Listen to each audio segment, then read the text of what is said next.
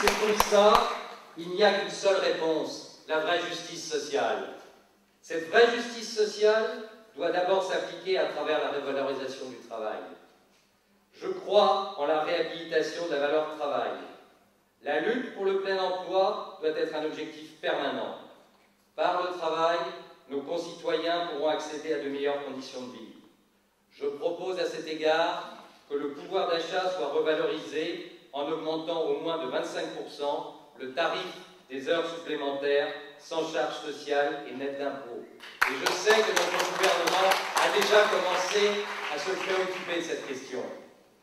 Je soutiendrai bien évidemment à cet égard toute politique en faveur d'augmentation du pouvoir d'achat.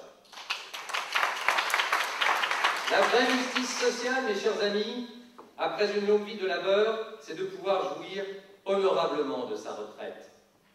Les plus âgés, qui ont travaillé toute leur vie, qui ont élevé leurs enfants le mieux possible, qui ont toujours fait leurs devoirs, ressentent parfois comme une cruelle injustice d'être souvent oubliés de tous, condamnés parfois à l'indifférence et à la solitude.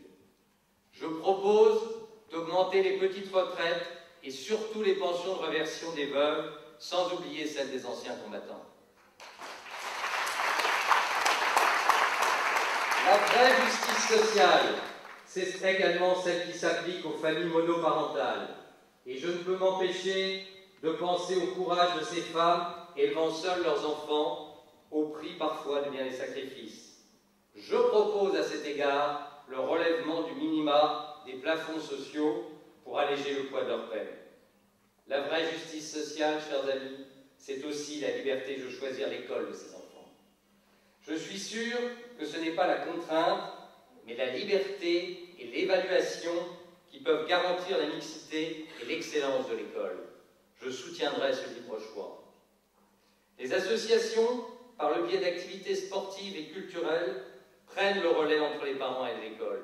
Elles permettent à certains enfants de leur donner une structure civique pour s'intégrer dans la société. Je m'engage devant vous à porter leurs initiatives qui servent de point de repère aux enfants désœuvrés.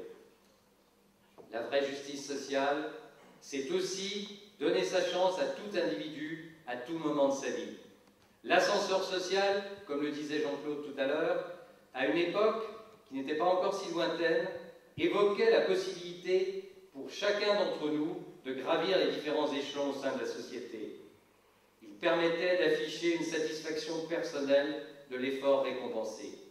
Eh bien, il faut le remettre en route pour que chacune et chacun d'entre nous puisse évoluer dans son travail et, même s'il le désire, changer d'orientation. Je propose donc le droit à la formation permanente pour que chaque individu éprouve à nouveau la fierté du métier qu'il exerce.